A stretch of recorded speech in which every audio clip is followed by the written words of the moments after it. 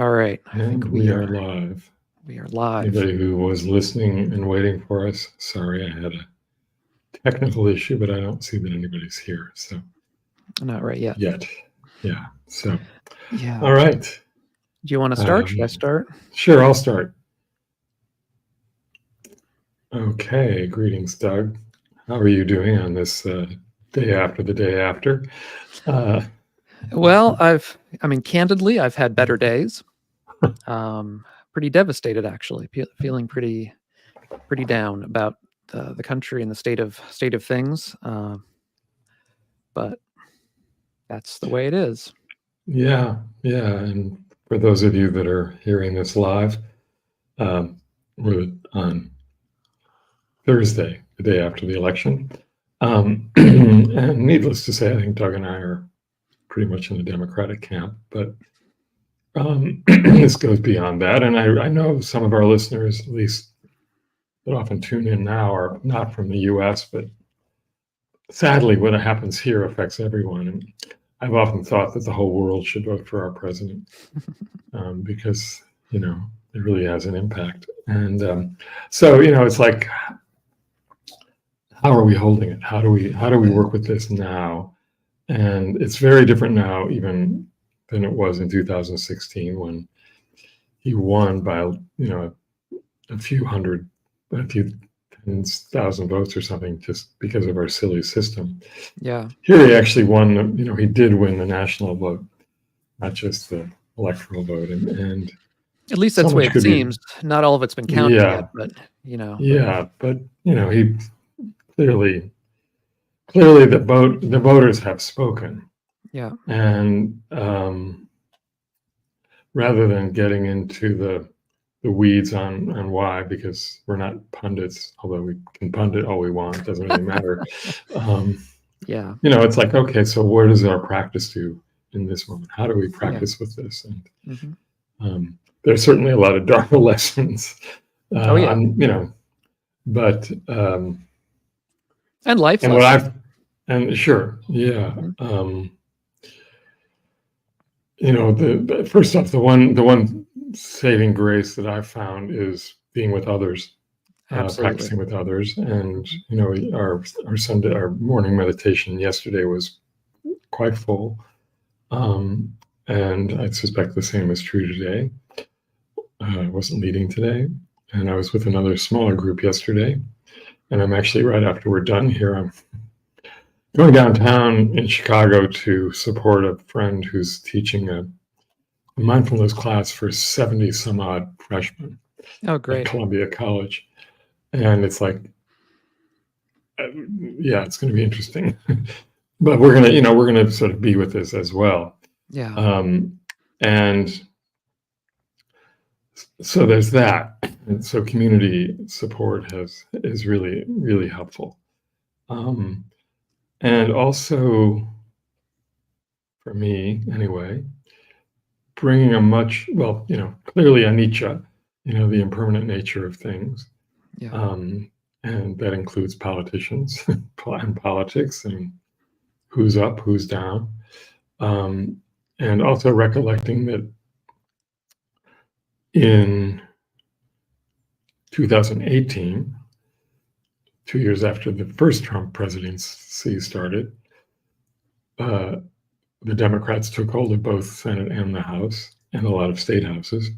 And so, we're seeing this ebb and flow basically back and forth over the last 10 years or so. And of course, we're always experiencing. There's a lot of worries about the state of democracy at all. And, will we have midterm elections and that kind of thing? I mean, of course, there's no way to know right now. And to an extent, catastrophizing doesn't really help anything at this point. No, not at all. But not at all. I think that's there are all kinds of worries and fears and anxiety. And we don't know. Yeah, that's the thing. Yeah. And, a lot of people say stuff on the campaign trail that they don't necessarily mean, although Trump has been pretty straightforward in the past. More concerning to me than Trump are the people around him, including Elon Musk. Yeah. And, so somehow, there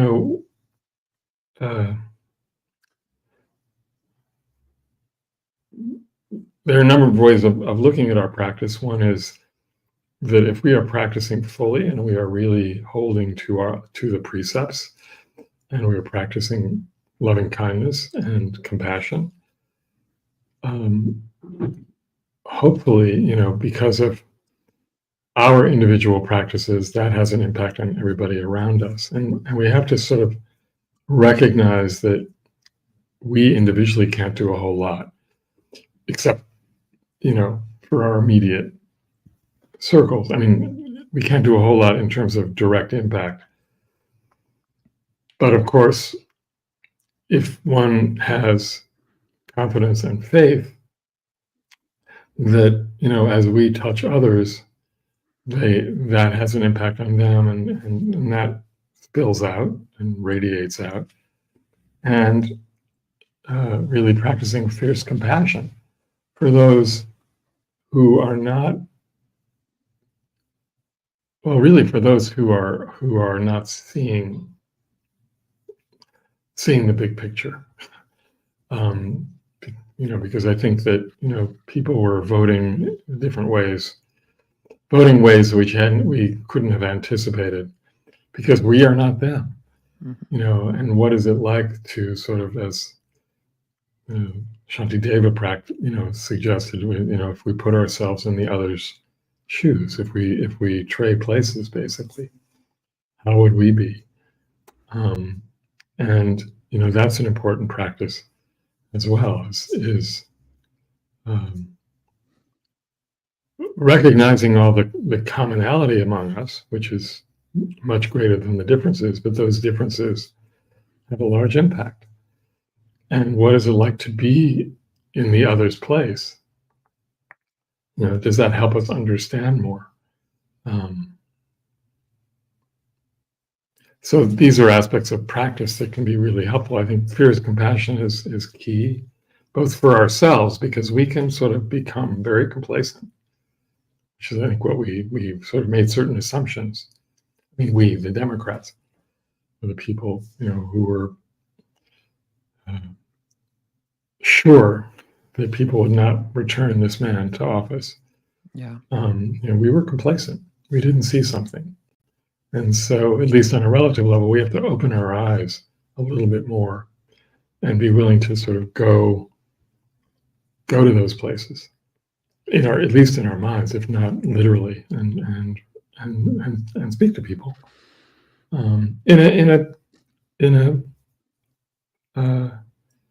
in a way that's not judgmental, because we can get hung up on our judgments so easily. Yeah, I mean, but I think also right now, and we're just talking a couple of days after the election. I think we need to give ourselves time to process everything and to grieve or to feel because we're going to feel lots of different kinds of emotions, anger, fear, I mean, all kinds of emotions that, in the longer term, of course, are not healthy for us, but we need to let ourselves feel them fully. We need to feel them and be with them. And I know my partner is, of course, she's really angry. Any woman who cares for, I mean, I was watching Desi Lydic from the Daily Show. She just highlighted, so we, in the last 8 years, right, we put up 2 incredibly competent women, and they were both beaten by this amazingly sexist and crude man.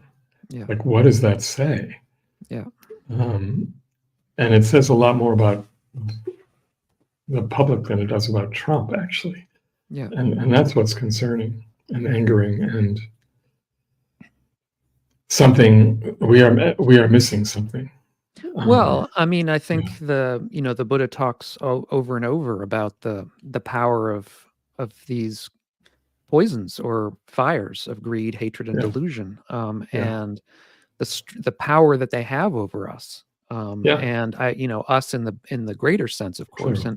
Sure. and I mean, I think we can tap into that hatred when we feel that hatred out of this election, and we can see, maybe that will allow us some ability to say, we all have this common hatred. We're just directing it in different directions. This Yeah. inability to come to terms with the difference, and with the other, and and I come back to the first noble truth, just to the truth of dukkha, of suffering. Yeah. Yeah.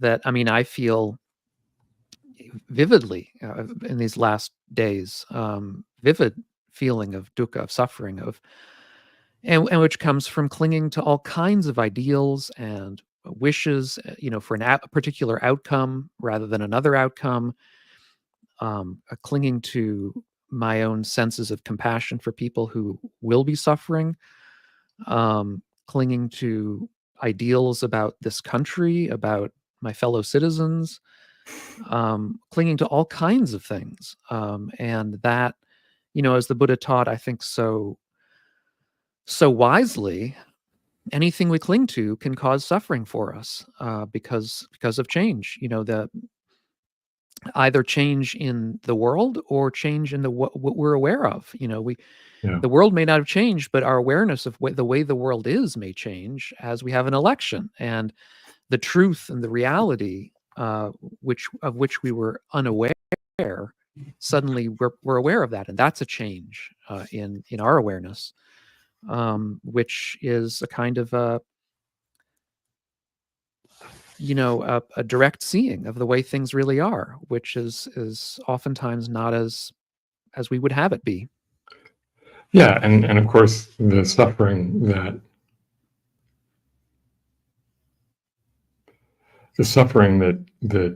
causes people to vote one way or another. I mean, looking at it from that side as well is there and very obvious, and some of it's from greed, most of it's from some level of delusion, I would say. Some of it's from hatred, certainly. And how do we work with that in others? And of course, there's one. I led a 3-day retreat in Cleveland over the weekend, and the president of the organization, who I've known for a long time, we both studied with the same teacher. He picked me up, and we having lunch, and he now does moderation. He moderates these conversations that Braver Angels hosts. And for those who aren't familiar with Braver Angels, I really recommend checking them out. This is a national organization. I don't know if they've gone internationally yet. I suspect they have. It was created about 10 years ago. And they bring together, sort of blue and white in this country, conservative and more liberal people to have a moderated conversation. And he was telling me how amazing it is, and hearing both sides, and that kind of communication can help with at least the relative delusion, on both sides, Yeah. because both sides are dealing with delusion on the relative level at the very least, including, this being, and I may be I may be clear on certain things beyond the relative, but the relative delusion, comes and goes, of course, and Yeah. if I'm not paying attention on that level, then maybe I need to, and a little bit more, instead of which is where the complacency comes from. Mm-hmm. So it's like, okay, so this is here, and how do I hold it, and how do I be with that? And so on one level, and the poem I read yesterday morning, kind of, which maybe I'll read later, speaks to that in terms of, well, at the very least, it speaks to this kind of challenge really waking us up to other possibilities. So yeah, we can be and need to be right now, have the space around us to sort of feel what we're feeling and I'll let that happen. And then start to see, yeah, and now what can I do or what can be done? And that's a really, I don't want to say hopeful attitude, but it's an attitude that at least, or it's an intention, it's bringing a proper intention to what we do going forward, I think. So, excuse me.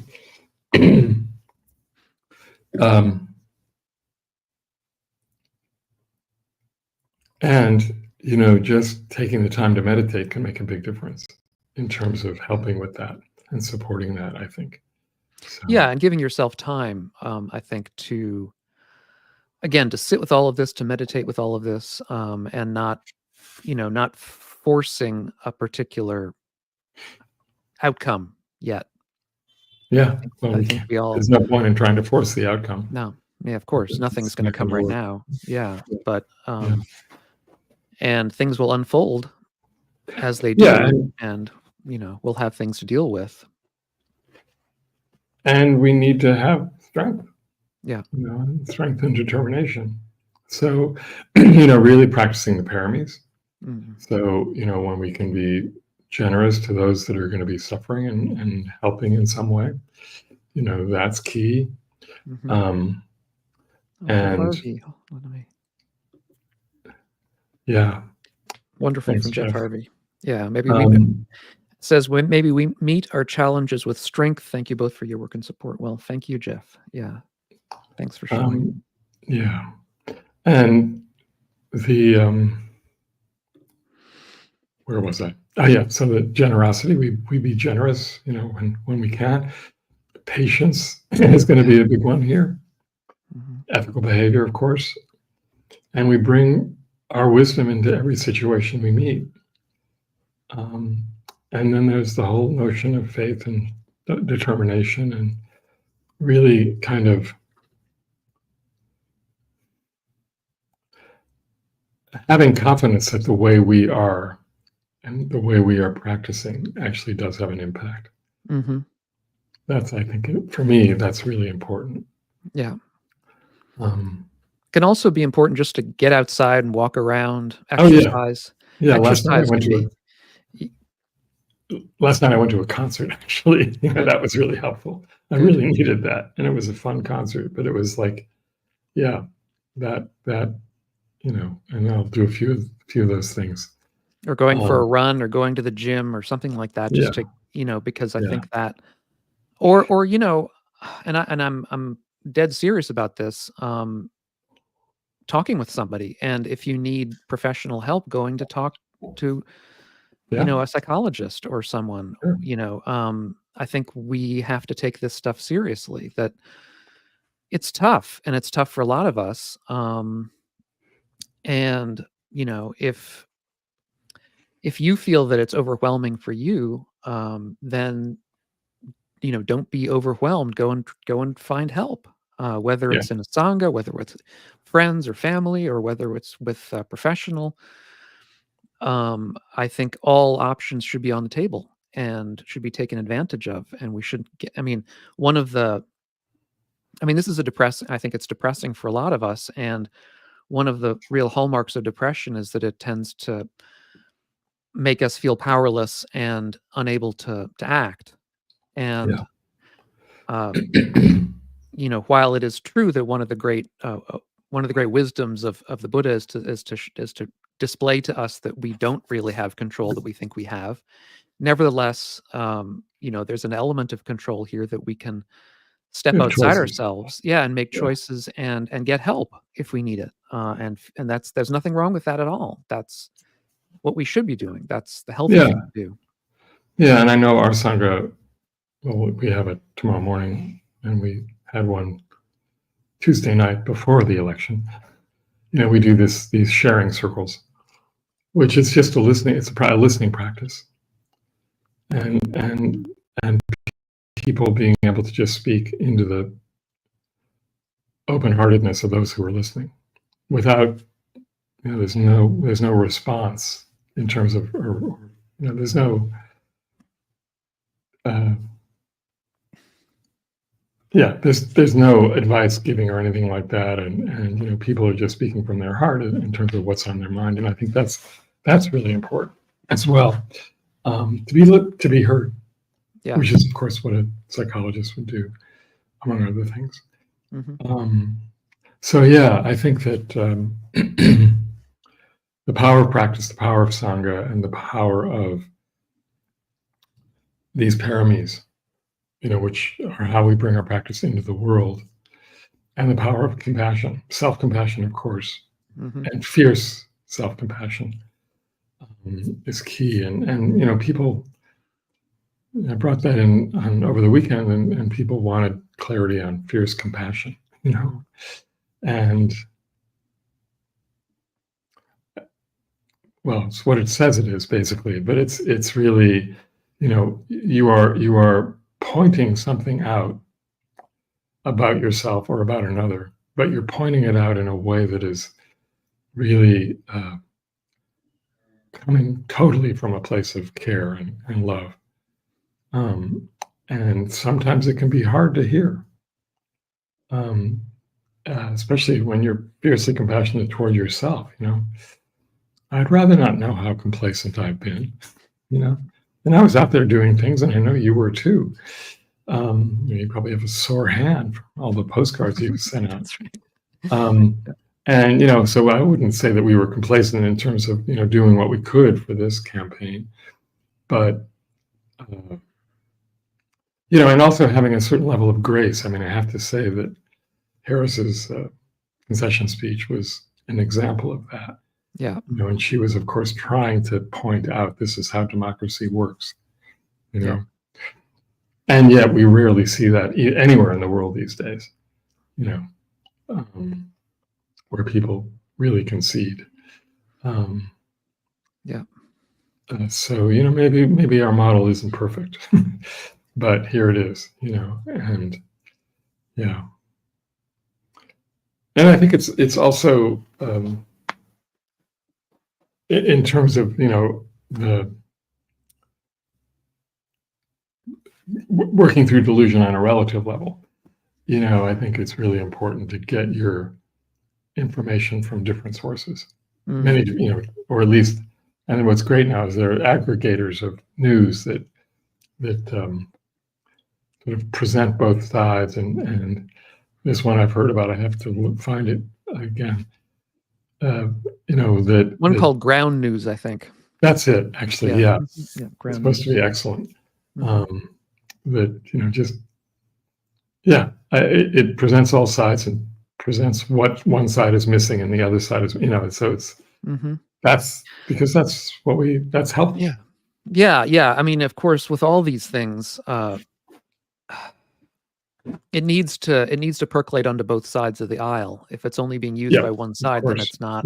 True enough. It's not useful. And of course, the other part is that it, I think a lot of the vote here that made a difference were lower propensity voters and lower information voters, who may not really understand the full implications of what they're voting for, but vote for a symbol, an ideology, a symbol, a face.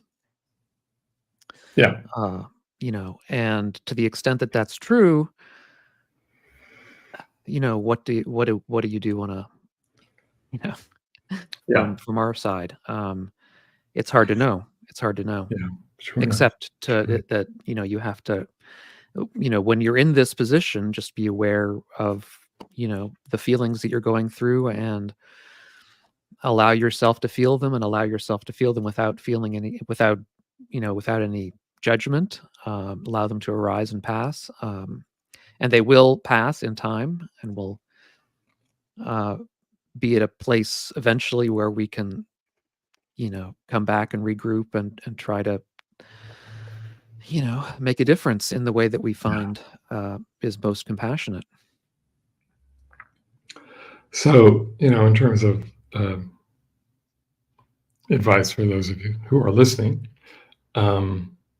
I mean, direct, in terms of Sangha, if you're not part of a Sangha, there's not one near you. I certainly can recommend our Sangha, which has people from all over the world. Space to Meditate, which is an online Sangha.com. And but there are others, certainly many others. But if you're able to be part of a Sangha locally, take advantage of that. And really, I think most Sanghas are doing something. Those of you who are in the New York area, I know that a colleague of mine, David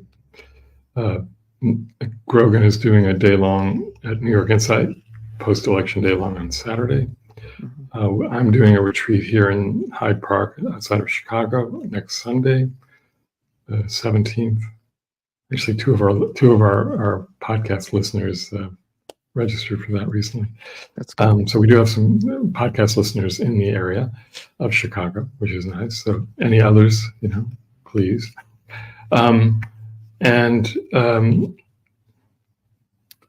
Yeah, I mean, I think it's important to take advantage of your, not that, I mean, this is why we practice. Yeah. For these, not only why we practice, of course, but we can bring our practice really fully into this situation and gain something from it. Well, and I mean, the Buddha and have an impact. Yeah, no, the Buddha is famously said that he taught for the ending of suffering. And so, yeah, in a sense, this is why we practice, is because of this kind of, I mean, for many of us, suffering is not as, we're not as aware of the suffering in our lives as we are at this moment. And so taking that, what is it there? There's the expression by, what's his name? The teacher from Australia. Ajahn Brahm. Ajahn Brahm, yeah. The truckload of dung, yeah. Yeah, exactly. Taking the truckload of dung and making fertilizer out of it. And we've just been handed, an enormous truckload of dung here. It's piled up in our front yard. And and I think it's also worth taking on the bodhisattva vow of, beings are numberless. I vow to save them. I vow to wake them up. So, I mean, if we share our practice with others, that's part of that process. Regardless of where you are in this path, I think. So really, really important to bring it fully into your life in a way that has others that can touch into others. Yeah. So. Yeah. So community, absolutely. Community is number one. I know that a number of our listeners may not have a Sangha nearby, then of course something like Space to Meditate would work for them, for an online Sangha. But anywhere you can find community, even in a local public library or some local community, whatever it happens to be, can make a difference. And you might be surprised if you just start one. What happens? Oh, that's another thing. Absolutely. Yeah, I have a video on that about what to do if you don't have a local meditation center. Oh, beautiful. Okay. Yeah, I do have a video. Great. I can leave a link to that. Yeah, leave the link for sure. Yeah, and one of the pieces of advice I have at the very end is start your own. Yeah, great. Yeah. So why don't I close with this Rilke poem, which I think it's at least it I found it really helpful for me, and I know our Sangha found it helpful. And so this is by Rainer Maria Rilke, who was not a Buddhist, but might as well have been. And the poem is called "Let This Darkness Be a Bell Tower." Quiet friend who has come so far, feel how your breathing makes more space around you. Let this darkness be a bell tower and you the bell. As you ring, what batters you becomes your strength. Move back and forth into the change. What is it like, such intensity of pain? If the drink is bitter, turn yourself to wine. In this uncontainable night, be the mystery at the crossroads of your senses, the meaning discovered there. And if the world has ceased to hear you, say to the silent earth, I flow. To the rushing water, speak, I am.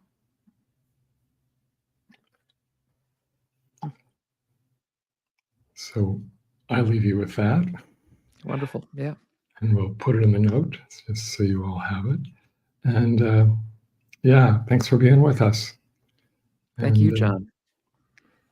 We'll be in touch soon. Okay. Absolutely. All right, friends. Be well. Be well. Yeah.